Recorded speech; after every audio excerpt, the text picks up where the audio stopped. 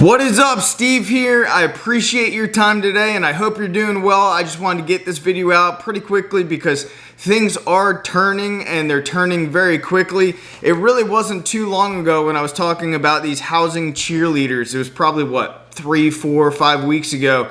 And they're providing this narrative. Now, these are CEOs of major real estate companies that are providing this narrative of how strong the housing market is and the velocity of the housing market and so forth. Now, the narrative is beginning to change and mainstream media is catching on with their headlines. We're going to talk a little bit about that, but more so, I want to talk about a real example of how a shifting market from going from a seller's market to a buyer's market. And I want to bring you guys through that in a simple, to the point kind of quick story. And just like what was going on with FOMO, fear of missing out, the opposite's going to happen. It's inevitable, especially with how high prices have gone in our real estate market. So you had a lot of buyers with fear of missing out. Now I think things are going to turn, and in some markets, not every market right now, it doesn't happen all at once, but some markets are starting to feel this right now where you have sellers starting to freak out, and even mainstream media is catching on. Now it doesn't take much for all of this to happen, and I'm going to show you guys a quick example. And look, I've been in the real estate industry for about 20 years. I've been a real estate broker since '06, and I've had dozens and dozens of real estate agents under us, and I've been part of thousands of real estate transactions. So I've gained some experience in this. But let's say that you own in a community of 300 single family homes. And let's say they're all relatively close to the same price. They're all kind of the same build. And some people did more upgrades than others, but they're relatively all pretty close to the same. And let's say 3% of the homes are on the market right now. That would equate to 9 homes are on the market out of the 300.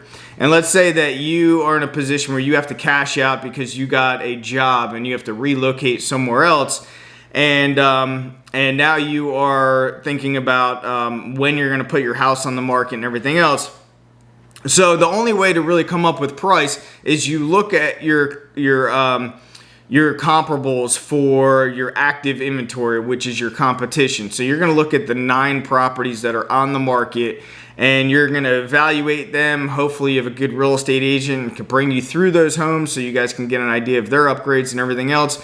And you're going to evaluate all those homes, their prices, their features, everything that they have. And then you're going to sit down with your real estate agent, or maybe you're doing it yourself, and you're going to look at all the sold comps in that community and see what the properties were selling for, maybe analyzing the photos, see what kind of upgrades and features that those homes had as well to come up with your sales price. Now, let's say that sales price, that number that you want to come to market is $375,000.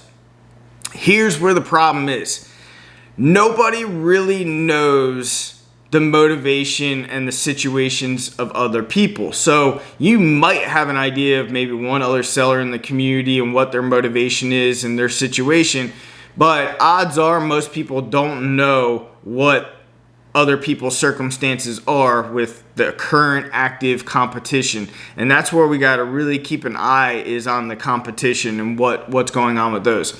So as an example, now we have 10 total properties, because you listed your home on the market. We have 10 total properties on the market, and let's say 3 become very, very motivated. Okay, now this is where things can get a little scary if you're in this situation. Let's take Bill, for example. Bill is nervous, and you're going to see some of these headlines I'm going to put out later in this video. But Bill is very nervous of the market due to mortgage interest rates rising. Now, we just had a little bit of a dip, but we're still over 5%. And with the Fed increasing rates, I foresee that the Fed's going to keep raising the Fed rates, and I think that mortgage rates are going to continue to increase. But let's say Bill is like, dude, I want to cash out, and I think it's the top of the market, and I want to cash out. and you know, mortgage interest rates are rising, and Bill was listed at 390, and he decides to drop his to 360. Meanwhile, remember, you're priced at 375. Now, the second motivated seller is Jill, and Jill's husband had lost his job, and he had a severance package, and that money's running out, and they're about 4 or 5 months delinquent on their mortgage because they just can't afford it.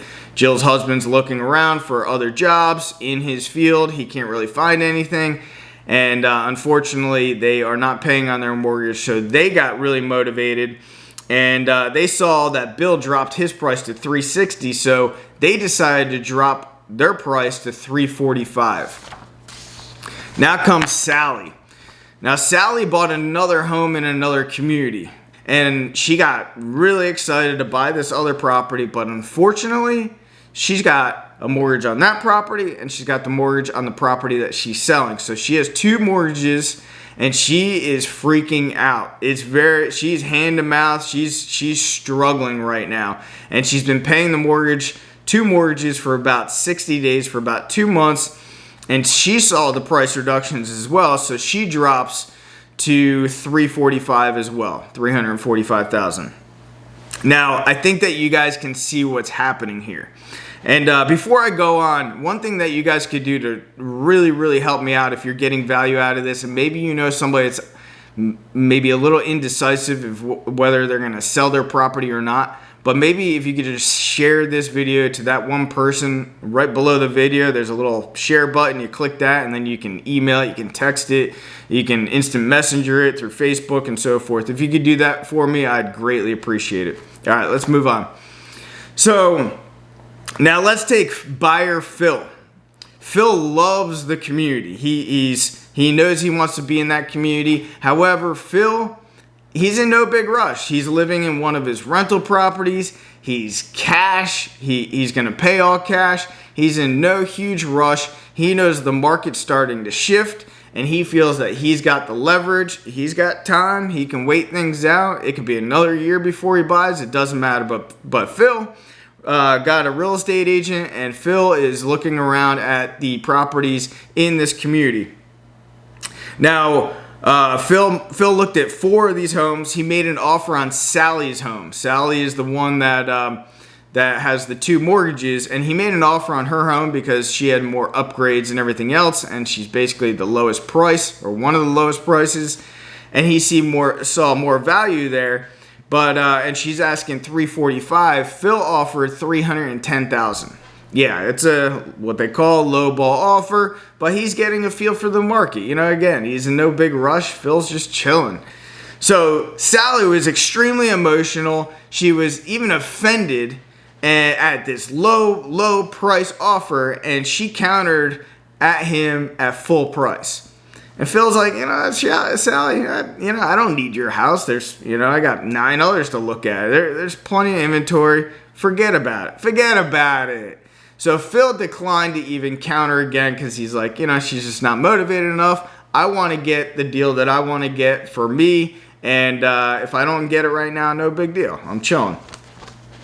Now, do you guys remember Jill? Her husband lost the job. Well, Phil had his agent do some research, and his agent's a good agent, and he found out that, in fact, they stopped paying on their mortgage, and they're like, wow, maybe they're going to be a little bit more motivated. So sure enough, Phil made an offer of $300,000. They were asking $345,000. Phil offered $300,000. And these people are like, wow, cash, quick closing, we can get on, we have equity in the property still, we can pay off the delinquent months that we haven't been paying the mortgage. And they decide to go ahead and negotiate with Phil, and they agreed on a sales price of $315,000. All right, stick with me, please. Prior to this, all other sales were between $340,000 in this community and $380,000. Okay, $340 to $380. Now, this new sold comp of $315,000 just brought the values across the board down. And now anybody else looking to buy in this community, if they're doing their research, they're going to look at sold comps. They're going to see what recent sold comps. They're going to see that this guy Phil paid $315, and they're probably going to want something close to that. Also, we have to understand, if you're financing, an appraiser is going to see that $315 price as well, and they're going to do their analysis, their comparable analysis on the $315. So my point is, in just as quickly as real estate prices have gone up, we could see basically sellers kind of gouge each other depending on motivation. And there's motivation in many different facets. There's, you have people, job loss, you have job relocation, you have death in the family, you have disease, you have people that are moving back to be with family members. There's so many different circumstances going on. And then you have people that are just right now strained because of inflation. And despite how, some of the talk and chatter out there is people are locked in at 2.75% and everything else. But you know what? I don't think anybody expected to be paying 30-40% more on their grocery bills either, or double the price in fuel.